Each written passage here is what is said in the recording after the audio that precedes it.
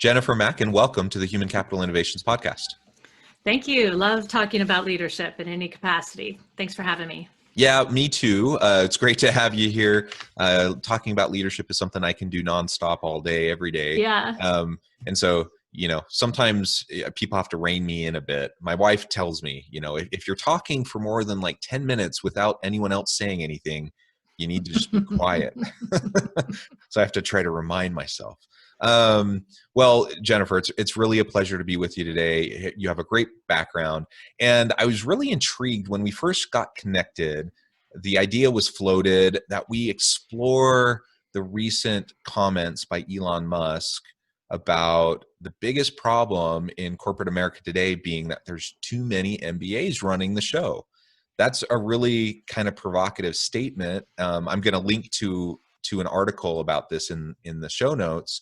And really, for both of us as people with advanced degrees, we will bring our own kind of take and point of view to his comments, talking about where perhaps maybe he's not seeing some value, but in other ways where he's making some good points, and it's worth us really considering. So that's going to be our conversation today. As we get started, I just wanted to share Jennifer's bio with everybody. Jennifer Mackin is a Forbes book author of Leaders Deserve Better, a leadership development revolution, and a leader of 2 consulting firms, CEO of Oliver Group Inc., and president and partner of Leadership Pipeline Institute US. As an author and speaker with over 25 years of consulting experience, she is a recognized leadership development influencer, having worked with CEOs, human resource managers, leadership development leaders, entrepreneurs, and other senior leaders in all industries. She earned her BS in marketing from Indiana University and her MBA from Owens School of Management at Vanderbilt University. Again, thank you so much for joining me. Before we really launch into the conversation, anything else that you would like to share by way of personal background or context? I think you shared a lot of my background, and people can find that a little bit easily. But one thing I was thinking about as you were talking is that I've learned about myself and thought about recently is that I'm really a change agent at heart. And I really like challenge and complexity. And really status quo just isn't an option in my book. But I also believe that leadership development for all of us is a journey, a lifelong journey.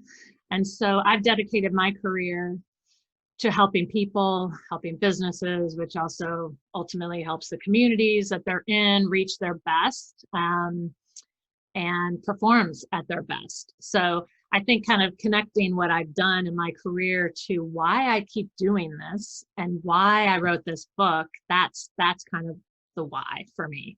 So I love change, and we've had a lot of it recently, and a lot of people, I find it stimulating, but a lot of people are flat-footed by it. And so I think leadership is needed more than ever right now. Well, I completely agree with that. And I share your orientation and passion. I think we all have the potential to be really meaningful and impactful change agents. And it doesn't require formal leadership roles or a position in hierarchy. We all have the opportunity to influence. We all have the opportunity to make a difference. And so when we start to frame our existence and our professional life that way, I think it changes the game in terms of, like you mentioned, how many people get caught flat-footed. Many people are more comfortable with the status quo.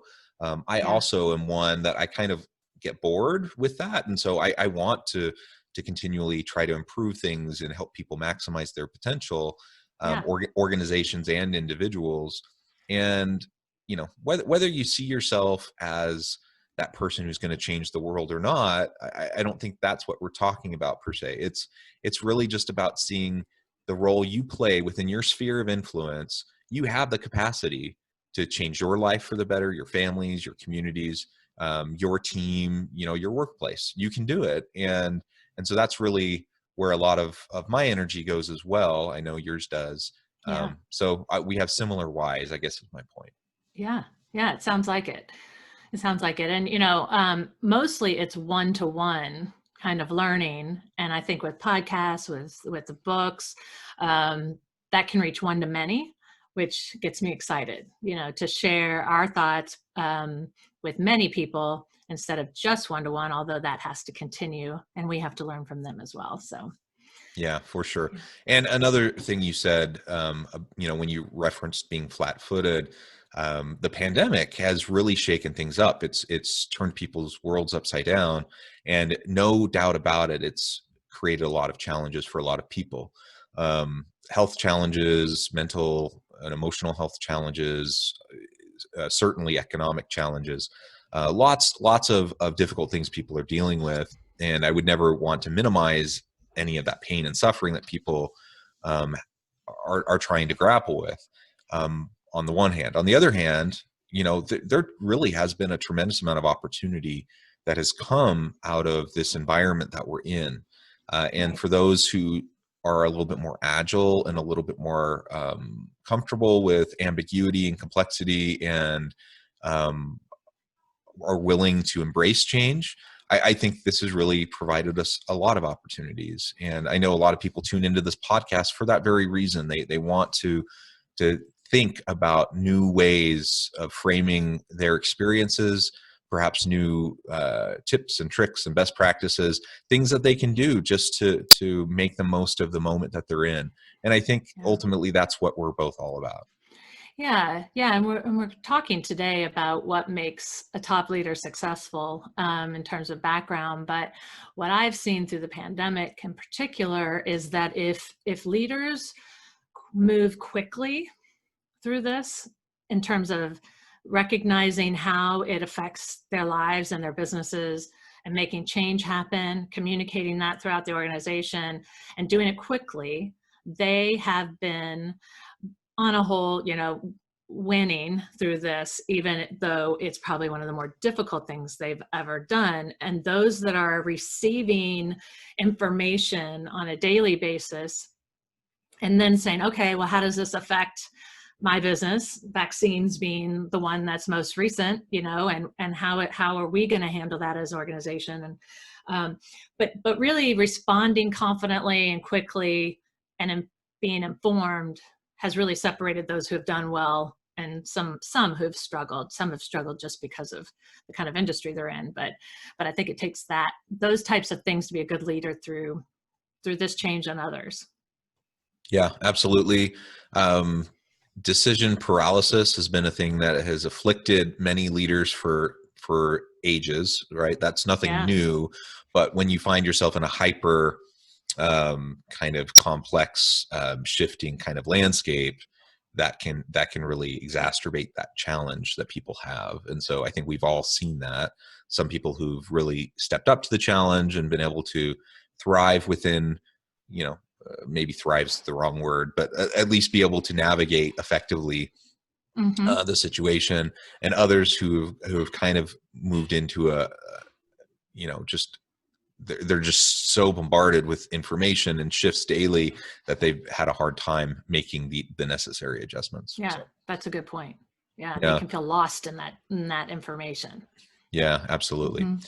Well, so let's pivot now a little bit and talk about, again, what does it mean to be successful? And the provocative statement by Elon Musk was that the biggest problem with corporate America today is that too many MBAs are running the show. So no, I mean, often we think about MBA and MBAs as being one of those degrees that business leaders need to get so that they have the competencies and capabilities to successfully lead an organization in all the core facets, right? That's what an MBA does. It prepares you in terms of the finance elements, and it helps you with the people management pieces and the marketing pieces. It rounds you out as a leader, so you have a good in-depth understanding of all those areas, and then you can specialize and go into different approaches. So I mean, that sounds good, doesn't it? So what's the problem? Where do you think he's coming from when he's talking about corporate America's decline or the difficulties that we face coming from too many MBAs running the show? Right. Having an MBA myself, my first response was, that's not right. He's also a very successful entrepreneur, and nobody can say otherwise. So I think it's a pretty broad statement that he's made, but it also, there's some merit there, and I think it's unfair in a lot of ways. So I don't know anybody with an MBA that disregards product or their customers. And so kind of with underneath why he believes that was that MBA leaders focus too much on financials, focus too much of their time in the boardroom, and less time with their customers, on the front line, with their people, and focused on their products. So, I don't believe you need an advanced degree in order to be successful and to be well-rounded, as he's mentioning, as you're suggesting an MBA does. It doesn't mean that those with an MBA come out and leverage all of those things, because it's very easy, I think, to focus on the financial aspect. But it's a lagging indicator of success. So, so I think there are pros and cons to what he's saying. I was thinking back to my time at Vanderbilt's MBA program, and I think a couple of things make this ring true for me, what he's saying. And that is, I see that professors can often be really academic versus practical and bring, real experiences. And I had this unique experience of having leveraged this behavioral assessment, and you may know about it. It's called predictive index, and it measures just style and, just general how people approach the work that they do. And so I had the opportunity to give that survey to a lot of my classmates, a lot of my peers in the graduate program. What I learned is the majority were opposite from me. I mentioned I like change. I'm pretty strategic. I live a little bit higher than some. And so I found out that these are the individuals who are really drawn to get further education. They're really drawn to get to be a specialist in their area, right? That's one reason people come back for their advanced degree. So I thought it was really interesting that this program that at least I'm in, I didn't do across different programs, different MBA programs, but looking at those who really want to dig into the details and really want to have all the answers, that doesn't necessarily make a really good high-level leader. There's all levels of leadership too. And I think he was focusing on those running a business. And I think that he's right in the sense of the majority are not strategic. And so then what do? They go into the details, they go into the financial aspect, and it's hard to kind of get out from under that and say, all right, let's look above all of that and decide what makes sense for our business. So I thought that was kind of an interesting example of kind of supporting what he's saying. Yeah, I agree. I think there often can be too much of a tendency to be too financially driven in our decision making as leaders. Mm-hmm. So I think that critique is a valid one. But your point about, like, you don't actually need an advanced degree to be a successful leader. Absolutely, I completely agree with that. I mean, he's an example of that. We have examples now. For most people, they're not going to become the next Steve Jobs or Elon Musk or whatever. And so I'm a proponent of higher education to level the playing field so people can get opportunity, and not everyone's going to be a successful entrepreneur. That's fine, right? Mm-hmm. But certainly there are very incredibly capable, intelligent, ingenious people who don't need an MBA or any degree for that matter in order to be successful in life. I completely agree with that. And so there's nothing magical about getting that MBA that's going to help you be successful. It's like anything else in life. It's about going through the process, learning about yourself as you go through the grind of that kind of a program, developing some specific skills and competencies that are going to help you be successful in life. But then it's what you do with it afterwards that really matters. And I have to admit, one of the things that I kind of connected with and resonated with me from what he was saying was, if you are getting a little bit too much tunnel vision towards the financials, are you giving enough attention to the people experience, both internally, the employees, as well as externally, the customers? Yeah. My general sense is that, yeah, many organizational leaders in the C-suite don't give enough attention to those areas. Is that because there's a lot of MBAs? I don't know. That's the reason, but certainly it's a hard thing to get you to for us to be able to set aside all of those mechanisms, that drive the financial focus, to focus on people. It's a challenge, and It that's not is. just an MBA issue. It's the way our corporate world is set up. Yeah. Short-term types of incentives, right?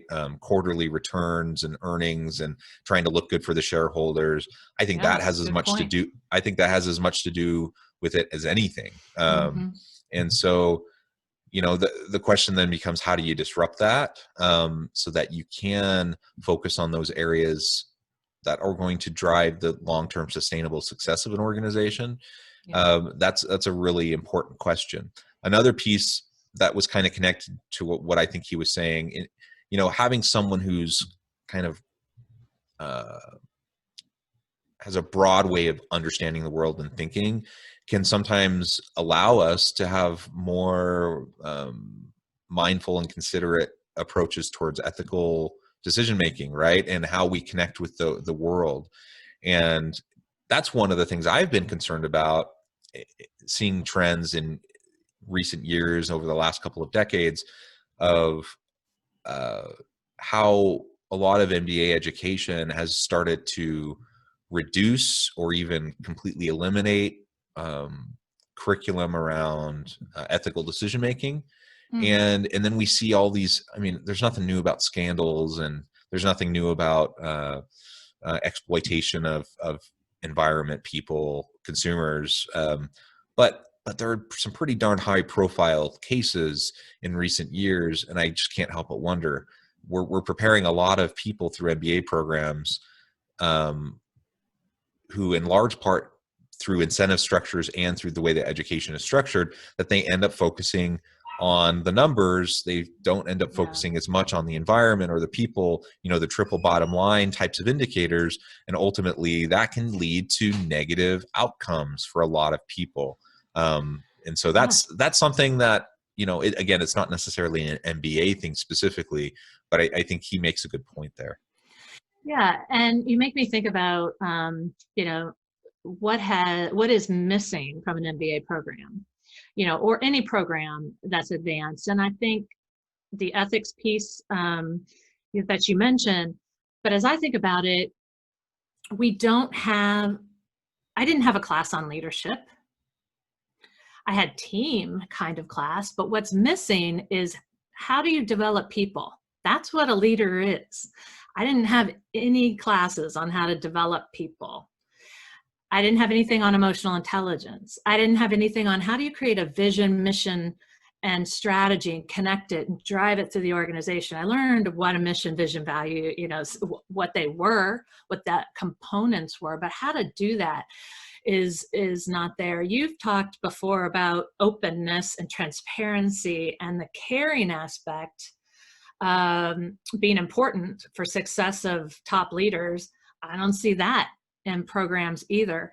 At the same time, I don't think I could be running my business as successfully right now without what I learned. I came in at 28 years old into my MBA program, graduated when I was 30, and I was old in my class. So if the average is 25 years old, I don't know if it is still now, but let's just say that's what it was in my class.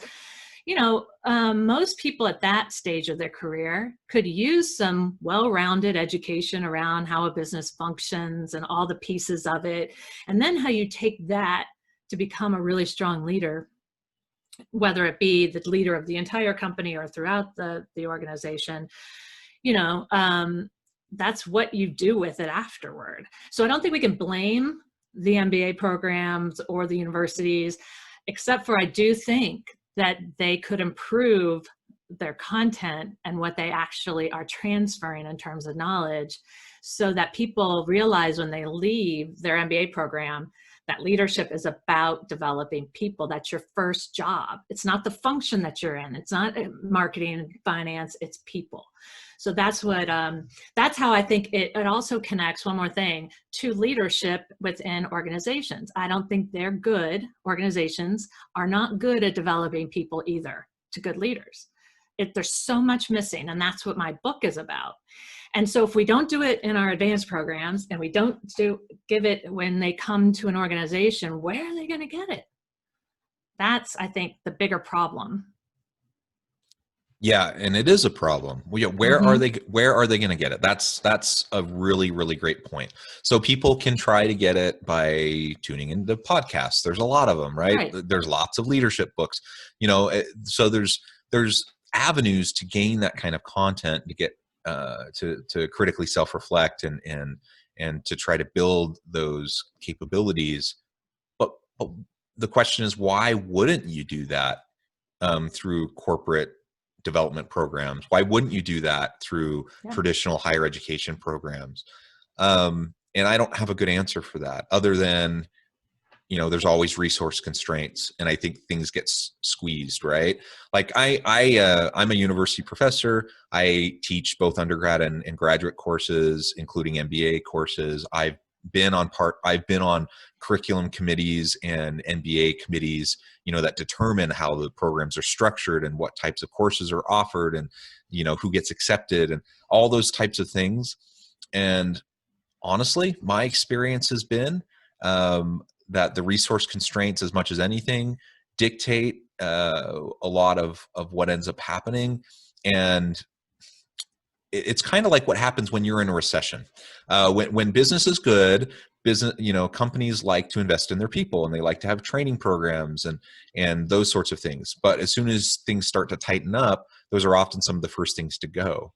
And I've seen that happen within the higher education space too. So, legislatures are reducing budget allocations towards state universities, for example. And so what ends up happening, you start to cut programs, or you start to trim back programs. You start to cut out things like, well, do you really need ethical decision-making as a class? Because that's just like, you can't really teach someone to be ethical. And so it's just embedded throughout the program. Or do you really need a leadership class? Because that's just embedded throughout the program. These are the types of conversations I've seen both at my university and at other places. So I know it's happening. And I know that the squeeze ends up pushing some of those things out. When do you get the chance to have more specific training on effective communication, on emotional intelligence, on these types of issues that you were describing? We just don't have enough of it, and we need more of it for sure. And I feel like I have one solution to the problem when it comes to the corporations or companies, not even just big corporations, but companies as a whole. We're putting billions now into development now, and yet CEOs and leadership teams, they would all say, I don't think my people are ready, or I don't know if they're ready.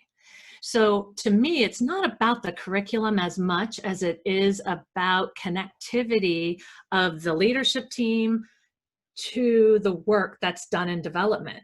Is the people plan connected to the strategic plan? Is it reinforced when they're finished with their learning? Do leaders see it as their job to continue to reinforce and coach this learning? So I don't think what it takes to be a good leader has changed much. We still need to communicate well. We need to manage performance. We need to have conversations and teach and coach. And so to me, we don't have to change that curriculum as much as we have to change the environment. And I have a tool that actually can look at some of those things and help a senior team align around, what are you doing well? What are you missing? Because they have no way to link. If I put more money into development, it's going to get us X, Y, Z. So they say they don't have resources, but I'm not sure that's the problem. I think the problem is that they're not using them in a way, and then they delegate it to HR, which I think they're very competent in developing people, but if it's not connected to the leadership team and what they care about, it's just not going to work. So that's kind of what I'm thinking, John. Yeah, I agree with that. I think you have to be able to connect the ROI, right, of all of these efforts. And to your point, it's largely disconnected. Even in some of the organizations that do it the best, it's still not as sophisticated as it should be. And so there's this disconnect, and you can. It's pretty darn easy to see. You roll out a new product or service, you track customer satisfaction with that, and you see sales, and then you can make some determination. Like it's quite clear, what the impact is. We don't always see that. We don't have all that kind of clarity oftentimes with the people side of things. That's not to say that it's not possible. It's just oftentimes the energy isn't put behind it to create an assessment plan and a sustainability plan, and to really figure out how are we going to measure this, right? Yeah. And I don't think they see a way to do it differently. And if they did, they would do it differently, and so yet it's in the top 3 focus areas for CEOs with any survey I've seen of what do they care about, what are they worried about. It's people development. They know that connection of people being ready to their strategic execution. And again, leaders are supposed to develop people so that we can execute the plans. I mean, simple, but not simple, Yeah. Everything you're saying and things that I find myself repeating over and over again on this podcast or in various things that I write, it's just not rocket science. Like not a whole lot has changed in terms of effective and successful leadership. There are key principles that you just need to do consistently, right, over time. And if you do those things, you're going to be more successful than not. And the problem is it takes continual attention. It takes sustainability focus. And people just get caught up in the daily grind of whatever they're doing, and they lose their focus, or they start to, their priorities, aren't towards, their leadership development or the development of their people for a variety of reasons. And so it's not rocket science. I think that might actually be part of the problem too, because someone who doesn't have a lot of leadership competencies, but they listen to a podcast like this and they say, well, yeah, I get everything they're saying. I totally understand that. And they probably even can see examples of where they're doing a lot of the things we're talking about. And so then they think, oh, I'm good. Rather than realizing, well, it's, self-awareness, that's the first step, and then you build from there.